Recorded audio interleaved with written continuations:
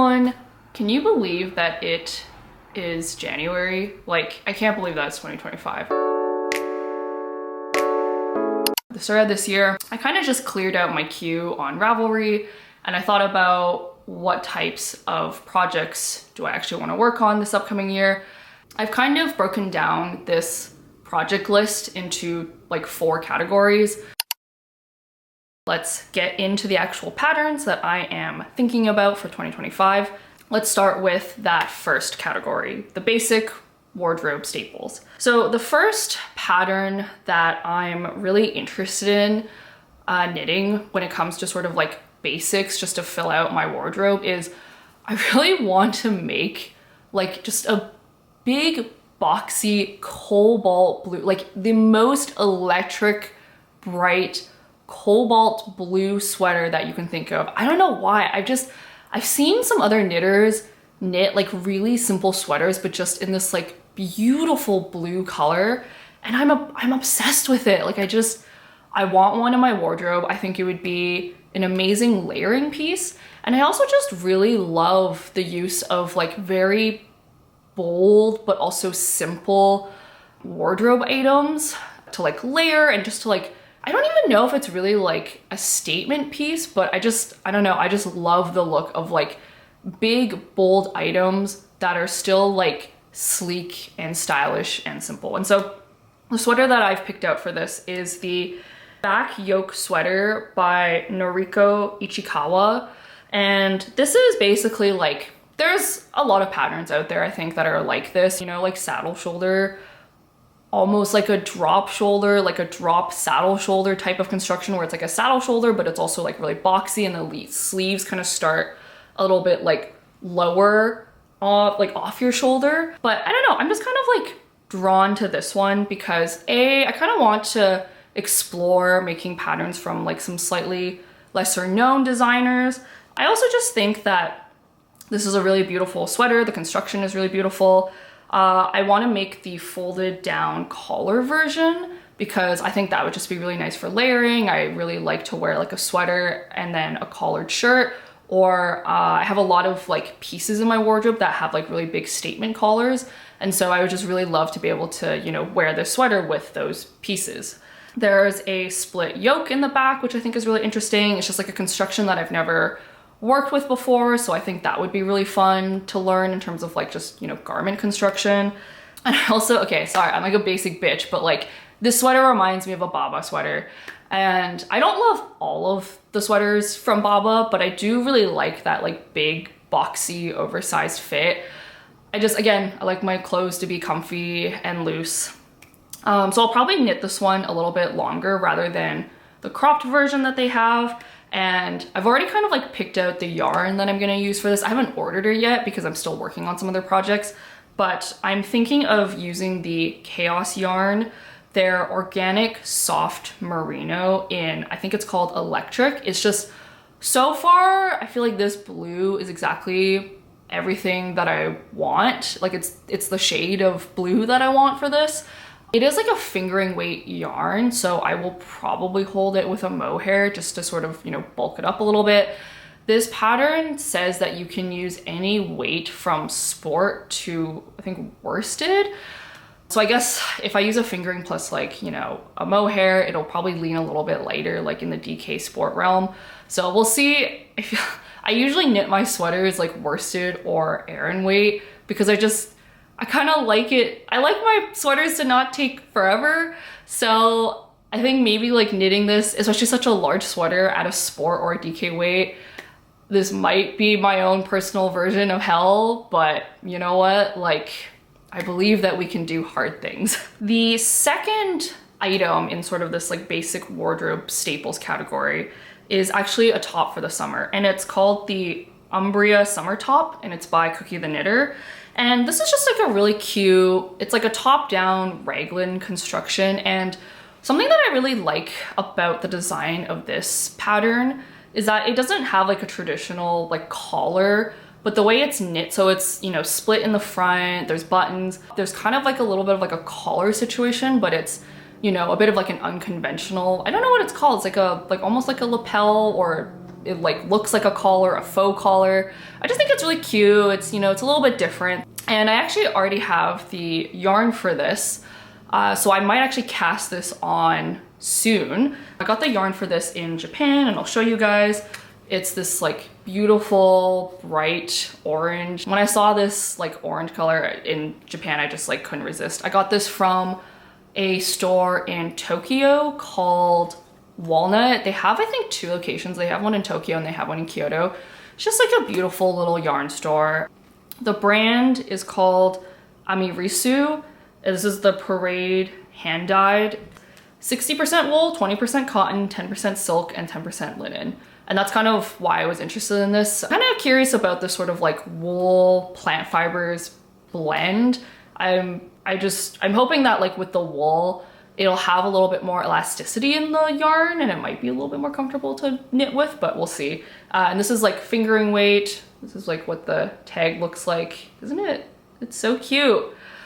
I am a little bit worried about playing Yarn Chicken because I only got 2 skeins of this, but you know, it's top down. Worst case scenario, I just make it a little bit more cropped. The third piece in sort of like the basic wardrobe staples is another top, and I don't really know if I want to lean more into this being like a summer spring top or like a fall top, depending on like the fibers that I could use for this, but it's the, and I hope I'm pronouncing this correctly, it's the Anais top by Gregoria Fibers. This is just like a beautiful take on like kind of like, you know, a plain t-shirt. I love the sort of detailing that goes down the center. What I struggle with a little bit for this top is I don't know what color I want to knit it in. I don't know if I want to lean into this top maybe being like a little bit more neutral so that it can be kind of like a layering piece or like a piece that I can use to like pull together the really like the bolder, more colorful pieces that I have in my wardrobe, because I have realized like I can't knit everything to be big and bold and colorful because then it's like, it's just like too much. Like you still need like neutral pieces to sort of be that glue to tie everything together. And so I don't know yet. I might start this one like later in the year. I've had my eye on this top for a while, so I am kind of hoping to get to it this year, but we'll see. Moving on to the third category, which is cables. There's only 2 cable projects that I actually have in my like queue, and I honestly don't even think I'll actually get to both of them. I mean, I don't know. I think it would be a miracle if I got through both of them. At the time of putting together this list, the sweater that I had my eyes on was the, I think, again, I'm sorry if I'm butchering this, the Fridag sweater by Enya Ødegaard. This is like a pretty simple, or like a bit more of a simple take on those like classic fisherman's cable sweaters. There's only like 3 main cable motifs on both sides of like the main panel, and then I think it's like moss stitch in between. I kind of like that, you know, there's like cabling and like a more interesting stitch pattern rather than just like stockinette, but that it's not like too visually busy. And I also like the fit of this sweater. I think it's like a little bit more oversized, a little bit boxier. The color that I want to make this in is like, I really want to do like a bright green. The yarn that I sort of have my eye on is this Harrisville Designs Highland 60 Kiwi. I think it's just like the right shade of like green without being too yellow or being too blue. Yeah, I love that this sweater is cabled. I love the simplicity, but after I added this sweater to my list, I did find a couple of other cabled sweaters that have also caught my eye. So I don't know, we'll kind of see, we'll play it by ear. The 2 other patterns, I don't have the names for them, but I'll throw in some pictures after the fact. But they're both by Cookie the Knitter, I believe. This one I'm probably not gonna get to for a while, so when the time comes, I'll, you know, make a decision about which pattern I actually wanna go with. The second pattern in this cables category that I'm kind of interested in, and honestly, I don't know if I'll get to this one because this one is cables, but it's also a cardigan. And I don't know why in my head, I'm like, cardigans are so much more work than like a pullover. Something about like having to knit it flat and also doing like button bands, it's just like, oh my God, this is so much more work. But I saw this pattern I think it came out like last fallish. It's from Sandnes Garn. It's the Cornelia cardigan. And it just, like, look at it. It's beautiful. Like the red color, like, oh my God, I'm gagged. Like this is this is everything I want in a cabled cardigan. I want, like, if I'm gonna knit this, I'm gonna choose like the exact same color that they use for the sample, this like, you know, beautiful juicy red color. I just like, I really want like just a bold red cabled sweater in my wardrobe. Like, I don't know how to explain it. I also just want to say, why do I not see more people upset? Like, you know, why is there not more hype around Sandnes Garn patterns? Like, they're incredible. They're so beautiful. It's like Scandinavian, but then they also have like really cool modern twists on it. And I'm like, I was like looking at their website and it's just like every other pattern I was like, oh my God, I want to make this. I want this in my wardrobe. I'm just like really surprised because it's like, you know, people always talk about like petite knit or like my favorite things knitwear. And like, obviously, you know, they make great patterns. They make very wearable patterns, but I'm just like really surprised no one is, you know, on this like Sandnes Garn bandwagon more. The third category is color work. The first one for color work is Stripe Overload Cardigan by Spektakelstrik. So I know this is kind of like more simple color work, like it's just stripes, but technically it's still color work, so I'm putting in this this category. So I have made the Stripe Overload Polo tee, which is the DK weight t-shirt version of this pattern, and I love it. I wear it all the time. I was so surprised by how much of a wardrobe staple that shirt became for me, because I thought like, okay, DK weight cotton, like maybe that's too heavy, but it's honestly not. Like, I love that t-shirt. It's just like, it's so easy to throw on. I even wore it when we went back to Toronto in the summer, and I was like, okay, Toronto's like a lot more hot, it's a lot more humid, but honestly the t-shirt was like perfect for even like the hot humid weather. So I just love this pattern. I think the like little polo collar is so cute. I really like the crew neck cut of cardigans too, more so than like v-necks, because I think that with the crew neck, it kind of like emulates a pullover a little bit more if you like button it up, and I think that's very cute. Yeah, it's just, I think this is like, so having knit the polo tee version of this, I can say that that's like, this is not a super complicated pattern. Like, it's, you know, top down raglan, there's like striping. So like the yarn management can be like a little bit annoying, but you know, overall it's like a pretty straightforward pattern, and I just kind of want it in cardigan version. The second color work project that I work on is I want to do like a little bit more of, you know, like a traditional like stranded color work project. There's a couple of Sandnes Garn patterns that I am really into, and I don't really know which one I'll pick. Like, there's one that's called the Kleiva, I don't even want to try to pronounce this, the Kleiva Demengenser. Oh my God, it's really, I am so sorry for butchering that. I'll put a picture up so that you can see. There's also like other colorwork projects that have kind of caught my eye on Ravelry. So this is sort of like more of an open category. Like, I want to do some kind of stranded colorwork project. I don't know exactly which one. We'll see. We'll see, you know, when the mood strikes, we'll see what tickles my fancy. Okay. The third project that I really hope to tackle this year, and I honestly might start this one before any of the other projects that I mentioned in this category, is I really want to learn intarsia. I really love, like, again, you know, keeping with the theme of like big and bold, I love like big and bold motifs, and I think it's really cool to kind of like, you know, have like a distinct motif or object in like a piece of clothing, as opposed to like, you know, the repetition of a pattern like you see in stranded colorwork.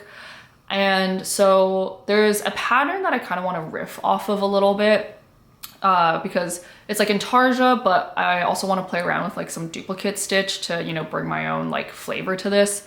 It's the Honey Church Vest by Honey Knits, and the vest is really cute. Like, it's just very like, you know, it's this like landscape image of like, you know, a house in like the hills, and it's really idyllic. I'm kind of interested in using this pattern as sort of like the canvas to, you know, create something just to, yeah, to like bring my own take to it, to like add some like flair to this. This pattern kind of is very reminiscent to me of another fiber artist. She goes by Megan Faith Makes on Instagram. She makes just like really beautiful sweater vests and sweaters that are based off of landscapes. So very like English cottage countryside, or like, you know, the magical mystical Isles of Scotland. It's just like, it's really beautiful. It's really enchanting. It really evokes like a certain feeling. And I think that's just so cool that she's able to bring that into her knitwear. She made a really, really awesome blog post kind of explaining how she uses like intarsia to create these landscapes in her work. And after reading that blog post, it honestly made it feel like a lot more accessible and like actually possible for, you know, me to kind of recreate that kind of vibe. Obviously, like I don't want to copy the landscapes that she makes. I want to, you know, I just like, California is like such a beautiful place, and I just really want to find a way to like translate all of that inspiration and the nature and the outdoors here into my own pieces. I have some like scrap yarn actually already that I think would be like a good fit for this project. I'll actually go get it for you guys, one sec.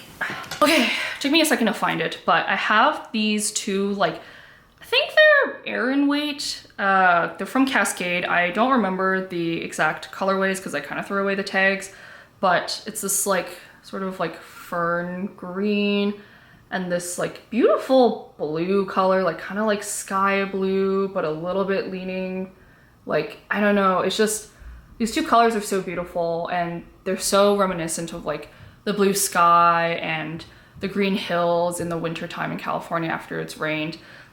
Obviously, I'm gonna need more than just like this amount for the vest, but I'm hoping to use intarsia, learn intarsia this year, and just like really up my landscape game in my knitting. The last category is just like accessories. I don't have like a lot of specific patterns that I'm, you know, committed to or like necessarily interested in. I mean, I have like some patterns that have caught my eye, but this one is like, this category is a lot more freeform. It's kind of like go with the flow. It's kind of like 3 things I want to make. The first is like, I want to make specifically like a beautiful like icy lavender or like lilac hat. This is inspired by the sample photos for, I think the pattern is called the Hazy hat. And oh my gosh, I can't remember the name of the designer right now, but I'll put it on the screen for you, and I'll also like include links to all the patterns that I talk about in the description. But anyways, I just saw this like photo, and the like the contrast of the like lavender color was so beautiful to me, and now I'm like obsessed. So I really want like a lavender hat, like a fuzzy mohair lavender hat myself. I actually picked up some mohair for that when I was visiting family in Canada recently. This is the yarn that I picked up from Canada. It's from Ancient Arts Yarns. It's a local yarn supplier / dyer based out of Calgary, which is where my parents live. And it's just like such a beautiful, I don't know if you can like tell in this light, but yeah, do you see that like fuzz? It's so pretty. This is gonna make such a beautiful hat. I also thought it would be really nice. I am not the best. I don't really like gift knitting, if I'm being honest. I'm like very selfish when it comes to knitting. My mom kept ragging me for that. Like she was like, why don't you knit your partner a sweater? And I'm like, you know, I just like, this is my hobby. It's for me.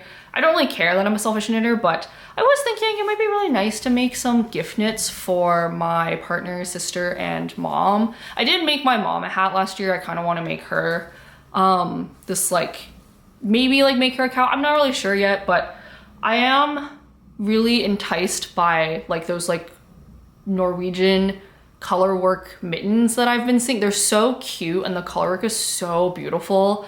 I don't really have a need for beautiful wool mittens in San Francisco, but you know, when I travel back to Canada during the summer, it would be nice to have some like nice wool mittens. And I was thinking it'd be really cute to make a couple pairs for other women in my life. So maybe like my mom, maybe my partner's mom and his sister. I think that would be really sweet. Those are some other accessories that I was thinking about making this year potentially. And then the last one is, oh man, I don't know if I'll actually be able to do this. I kind of want to make like a really nice big wool scarf. I know that they're very popular right now in, you know, people who live, like amongst people who live in colder climates. I saw a lot of them when I was in Toronto recently visiting family. A pattern that I am interested in is the Piet shawl by, she goes by Colibri by Johanna on Instagram, and she has like tons of beautiful patterns, but I think this scarf is kind of just like exactly the type of like big chunky wool scarf that I'm looking for. I do think I have some yarns that would be a good fit for this shawl or this scarf, but I don't know if I'll get to this if I'm being honest. When I first learned how to knit as a child, the only thing I ever tried to knit was a scarf, and like scarves are just, I don't know if I would enjoy knitting a scarf. I think it's a little bit tedious just knitting a long rectangle. So we'll see. We'll see if I get to that. We'll see if like the motivation of having like a really warm, big woolly scarf is enough motivation. But you know what? It's okay. It's okay to be aspirational. It's okay if we don't do it. It's fine. This is a hobby, whatever. That's it for most of my knitting plans for 2025. I would love to hear what you plan on knitting this year, or just like what you plan on making, whether it's sewing, knitting, crochet, whatever type of fiber art it is that you engage in. Drop it down in the comments below. If you've made it this far in this video, I really appreciate it. Would really appreciate it if you gave this video like a thumbs up or a comment or subscribe. I will catch you in the next one, and also hopefully I'll get started on some of these projects soon. One of my cats is sleeping peacefully, but I'm gonna go disturb her. Okay, say bye-bye. Bye everyone, catch you in the next video.